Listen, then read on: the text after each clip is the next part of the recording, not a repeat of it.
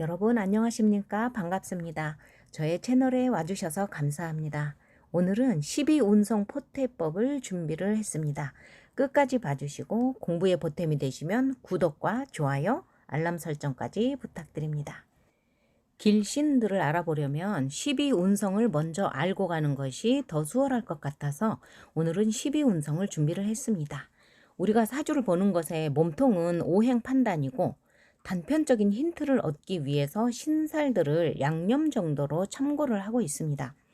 어떤 선생님들은 오로지 오행으로만 해석을 하면서 신사를 전혀 무시하는 분들도 계시고 또는 신사를 많이 보시는 분들도 계신데 제 생각은 오행을 기준으로 보고 신살은 일종의 양념이나 보너스 정도로 추가해서 보는 것이 좋다고 생각을 합니다. 또한 신사를 모두 오행으로 풀어서 보시는 분들도 있는데 이건 타당하지 않다고 봅니다. 흉신이 작용을 할 때에는 오행의 관계를 어느 정도 따져서 경감을 논할 수는 있지만 길신은 무조건 주어지는 일종의 보너스 같은 것이기 때문에 길신까지 오행의 생각법으로 따져서 풀면 맞지 않는 부분도 있을 수 있고 길신의 존재가 무의미해질 수도 있습니다.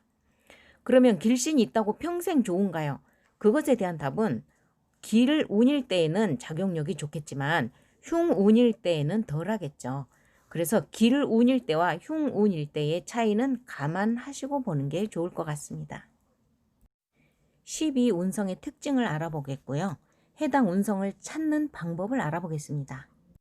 또 어떤 운성이 강하고 어떤 운성이 약한지 그 강약을 구분을 해보고요. 사주에는 어떻게 적용을 하는지 간단히 알아보겠습니다. 12라는 숫자는 특별한 의미로 많이 쓰이고 있죠. 1년이 12달, 시간을 나누는 동물의 띠가 12가지, 또 불교 달라이라마의 회의의 12인의 구성원이고 아서의 원탁의 12기사, 예수님의 12제자와 12지파 등 많죠. 이 12라는 것은 완전한 주기고 우주의 질서를 나타낸다고 합니다. 역학에서도 그 12신살이 있고 또 12운성 포태법이라는 게 있는데 오늘은 12운성 포태법에 대해서 알아보겠습니다.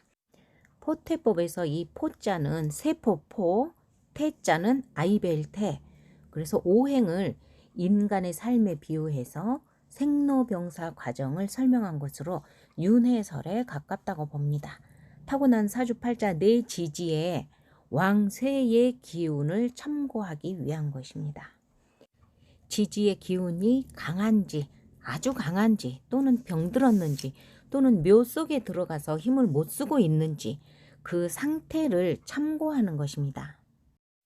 사람이 이 세상에 태어나는 것을 장생이라고 하고 출생함과 동시에 씻어야 되니까 목욕, 폐라고 하고 그 다음에 사춘기를 거쳐서 자라나니까 관대, 성장해서 독립하니까 걸록, 임관, 그 다음에 일생일대의 전성시대를 제왕, 달도 차면 기울어서 쇠약해지니까 쇠, 그 다음에 늙으면 이제 병이 드니까 병, 병든 후에는 죽음에 이르는 것이니까 사, 죽은 후에는 무덤으로 가는 것을 묘고 아무것도 없는 무의 상태를 절포, 그리고 다시 잉태되는 것을 태라고 하고 모태에서 자라나는 아기의 형상을 양이라고 합니다. 이 순서대로 줄줄줄 외워두시는 게 좋습니다. 장생, 목욕, 관대, 걸록, 제왕, 쇠, 병사, 묘절, 태양. 이 12가지는 구단처럼 줄줄줄 외워두시는 게 좋고요. 다음은 12운성의 특징들을 간단하게 살펴보겠습니다. 첫 번째 장생, 응애 하고 태어났죠. 세상에 막 태어나는 순간이니까 힘이 있습니다. 발전성이 있고 의욕이 왕성하고 진취적이고 활동적이고 성공이 빠릅니다. 대인관계가 원만하고 대립보다는 대화와 화친을 좋아합니다. 다음은 목욕. 태어난 아기니까 목욕을 시키고 새 옷을 입히는 것과 같습니다. 물에 들어갔다 나와야 하는 괴로움이 있죠. 그래서 울음과 슬픔, 곡절이 좀 많고요. 모태에서와의 이 환경이 다르니까 좀 불편하고 고통이 있고 이성관계가 문란하고 화려한 생활을 추구하고 낭비가 많고 실패와 좌절을 겪는다. 아직은 아기이니까 힘이 강하지는 않습니다. 다음은 관대. 목욕의 때를 지나서 어린아이를 지나서 이제 사춘기와 청년기의 모습입니다. 이제 힘이 점점 붙어가죠. 의관을 정제하고 진취적인 기상으로 독립하고 독행하려는 기질이 강하고 책임과 의무가 막중해서 어떠한 고난과 역경도 인내하며 개척하고 자존심이 강하고 적극적이며 성공률이 높습니다. 다음은 걸럭 임관이라고도 하고요. 이제 청년으로 성장을 해서 사회에서 직업을 가지고 활동하면서 이제 힘이 강한 형태가 됩니다. 자신의 세계를 이루어감으로 독립적이고 타인의 간섭을 싫어하고 자신만만하게 자신의 포부를 펼치는 형상이고 자수성가하는 경우가 많고요. 원리원칙주의 그리고 자존심이 강해서 불의와 타협하지 않고 명예와 체면을 지킵니다. 다음은 제왕. 이 제왕은 세상 물정에 통달해서 능수능란한 인생 일대의 전성시대이니까 아주 힘이 막강합니다. 강인한 정신력으로 강자에 대한 반항심이 있고 공익과 정의를 추구합니다. 독단으로 치우쳐서 불화하기가 쉽고 남을 업진여기고 타인의 간섭을 싫어합니다. 가장 강한 제왕의 자리니까 그 다음은 이제 내려가야 하는 이치죠. 그래서 제자리를 지키려는 의지가 강하고 경쟁심과 약간의 불안감도 있습니다. 다음은 쇠. 우리가 왕할 때 이제 산전수전을 다 겪고 기운이 이제 쇠진해졌습니다. 그래서 점차 기울어지고 의욕이 상실되고 독립할 능력은 있을지 모르나 독자적이고 강한 지도력을 발휘하기는 어렵고 조용한 분위기를 좋아하며 평화주의를 추구한다. 이제 약한 기세입니다. 다음에 오는 것이 이제 병이 오겠죠. 기운이 쇠하고 늙으니까 병이 들어서 노쇠하는 형상입니다. 감상적이고 비판적이고 따뜻하고 고요함을 좋아하고 몸이 약하고 부모와 생사이별하는 수가 있고요. 배우자와의 백년해로가 어렵다고 봅니다. 이제 완전히 약해졌습니다. 다음은 사. 쇠약해지고 병이 들었으니까 이제 수명이 다해서 죽는 형태입니다. 고요하고 수줍어하지만 성급한 면이 있어서 쓸데없는 일에 고민이 많고요. 일의 분별력은 빠르고 예리해서 할 일을 미리미리 알아서 예방해 나가는 면이 있고 하지만 건강이 약하고 소극적이죠. 약한 기세입니다. 다음은 묘고. 죽어서 무덤에 들어가니까 자기가 살아왔던 모든 것들을 다 끝내고 자기가 행한 모든 것들을 다 거두어 드립니다. 갈무리해서 창고에 저장되고 다음 출생을 기다리는 것이니까 안정된 상태입니다. 일찍부터 부모 형제 운이 나쁘고 주거 변동이 잦고요. 걱정, 근심, 괴로움이 있으며 부부의 백년해로가 어렵다고 봅니다. 다음은 절, 포라고도 하고요. 아무것도 없는 상태죠. 그리고 다시 시작이 되는 곳으로 새로운 변화가 일어나는 시점입니다. 지극히 수동적이고 음적인 상태이므로 외부의 변화에 쉽게 흔들리고 인정이 많고 마음이 약해서 거절하지 못하고 마음고생을 많이 합니다. 새로운 것에 대한 시작을 두려워하고 현실에 안주하는 경향이 있습니다. 약한 상태입니다. 다음은 태. 아버지의 정기와 어머니의 피를 받아서 잉태되는 상태입니다. 중간 정도의 기세입니다. 준비된 상태이고 양육과 보호를 받음으로 희망적이고 발전적입니다. 도움받는 것을 좋아하고 의타심이 많습니다. 스스로 이루려는 독립성과 주도성이 조금 약하고요. 이성 문제로 구설이 많습니다. 다음은 양. 잉태된 생명이 어머니의 뱃속에서 자라나는 형상입니다. 중간 정도의 기세입니다. 아무런 간섭 없이 안정과 보호 속에서 성장하는 과정입니다. 일의 시작이고요.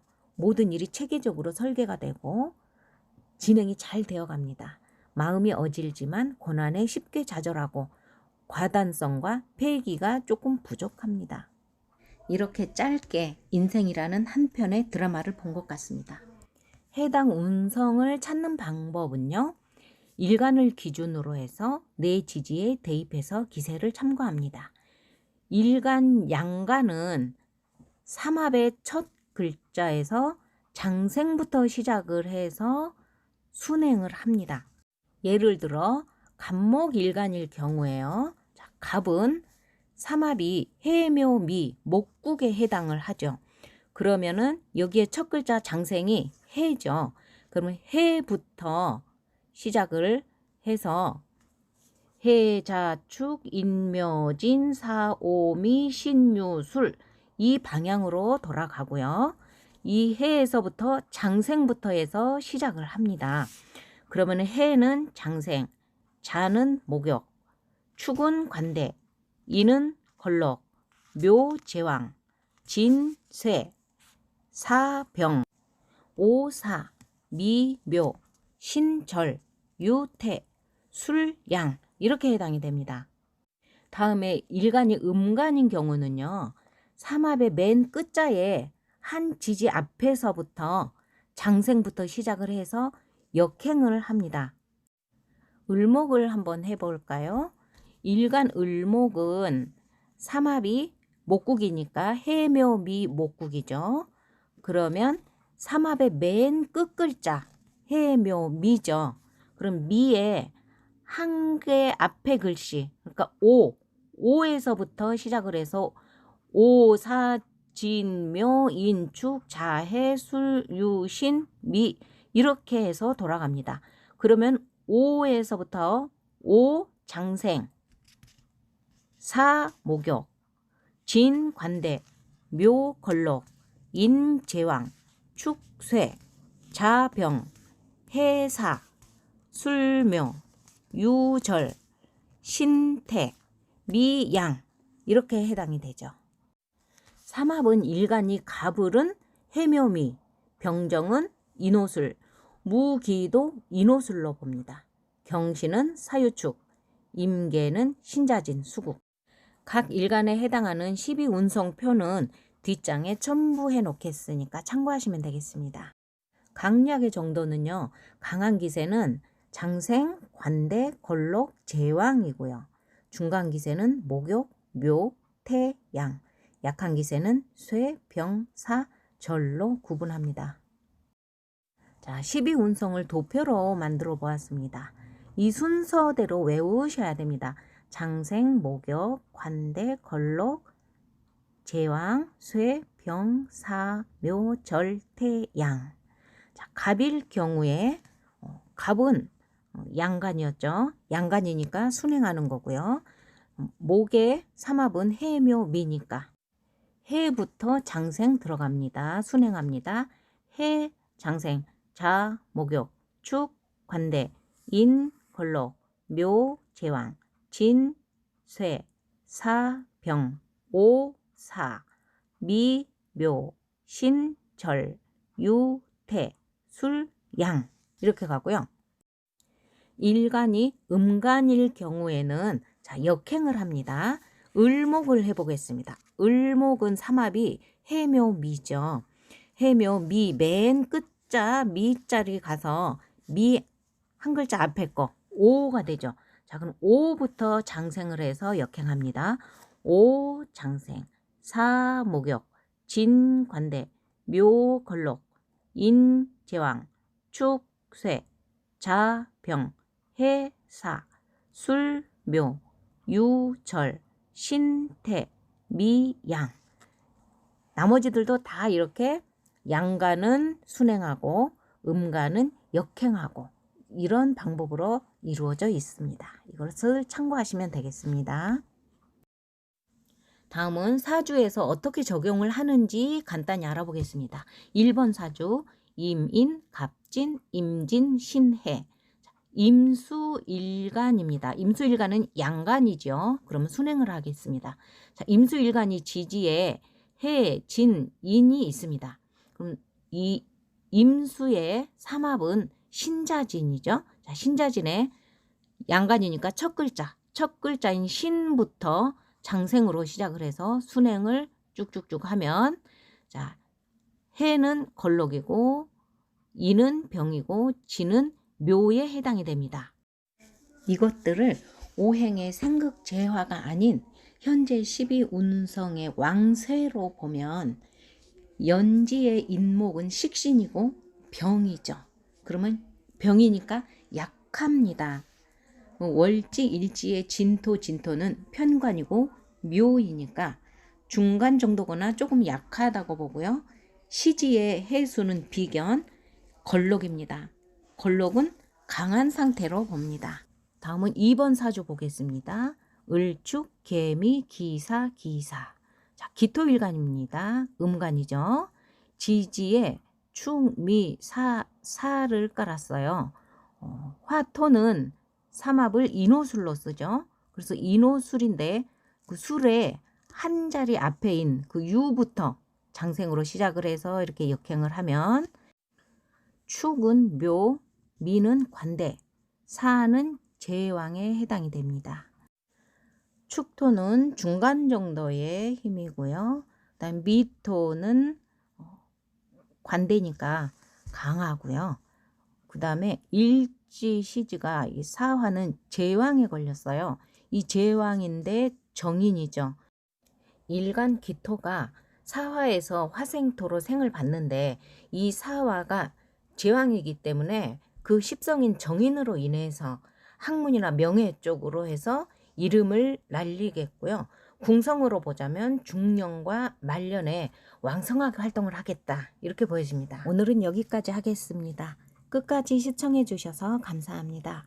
12운성을 공식대로 찾기 어려우시면 앞에 도표를 스캔해서 참고하시는 것도 한 방법입니다. 오늘 조금 복잡했죠. 처음에는 어려워도 반복해서 보시면 조금 익숙해지실 겁니다. 자, 여러분 공부에 도움 되시기 바랍니다. 감사합니다.